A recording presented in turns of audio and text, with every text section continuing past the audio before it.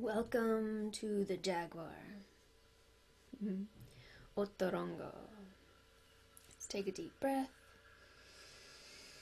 and arrive in the space where you live.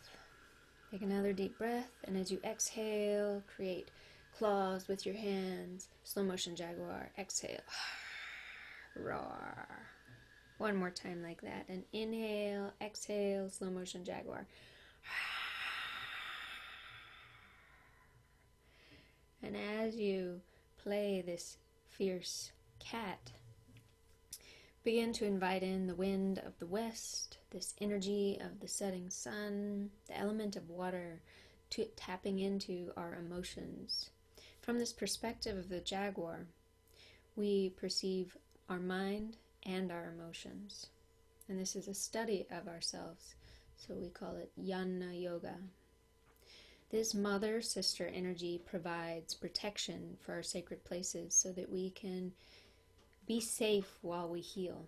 We can feel safe and we can expand into our transformation.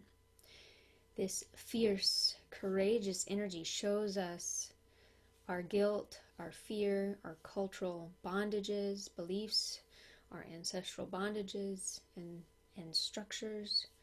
And with this fierce, courageous energy, we're able to eradicate these patterns that don't serve us through this tackling and facing this shadow head on.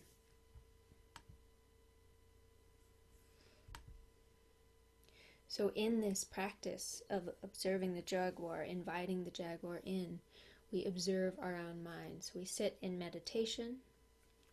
We sit in practices that allow us to notice what happens when someone says something and we're triggered. Can we notice what happens in our mind, the spirals that it takes us through? Can we have the courage to be vigilant throughout this time, embracing this prowling creature within our own jungle of the mind? So with this courage, we become familiar with our patterns and we are able to extinguish them by revealing or shining the light of consciousness on them. And this helps us to develop new practices, and it is a new practice that clears our mind for better practices, better habits, moves us into a clearer space for creativity. So at the level of the Jaguar, we experience our mind through thoughts, words, and emotions. We really go in and observe what's happening within our mind. What's our internal chatter? What is it saying? What are we telling ourselves? What are we hearing from echoes of our ancestors and their judgments of our life now? And we can express these things through our ideas and beliefs and our feelings. And as we do that, notice what happens in our energy field. And we can have the courage to notice where they start, where they really are part of us, and where they are the things that are not us, our ancestral habits and patterns, our karma. We interpret the world, we begin to infuse it with meaning and see the divine connections between someone giving us some bread and also giving us kindness. Connecting to the meaning of water falling on our head. What does that mean for us? Can we surrender to an inner meaning and interpret it with our intuition? We connect to our past shadows. So we really look at these samskaras, these patterns within our own mind, and we face the darkness head on with presence and courage. And through this facing, going through the fire, we're able to transform our negative feelings and old patterns into energy, into new ways of being.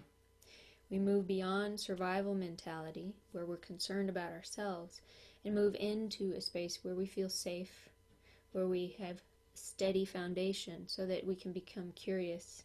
We can open up to this listening for intuition. We can expand in our energy field. And we discover how our perception feeds our emotions. So noticing how we might perceive something that could be totally another way if we were able to just shift our perspective or open up the broader perspective within the moment. We notice our superstitions, our aggressions, what we care for, what we don't care for. really bring a lot of light to these unconscious patterns. And through doing this, we establish tools and systems for lasting change. We teach ourselves how to fish and discover the meaning behind what pain we might experience. So I encourage you to prowl through the jungle of your own mind and find your courageous, fierce energy here. Aho.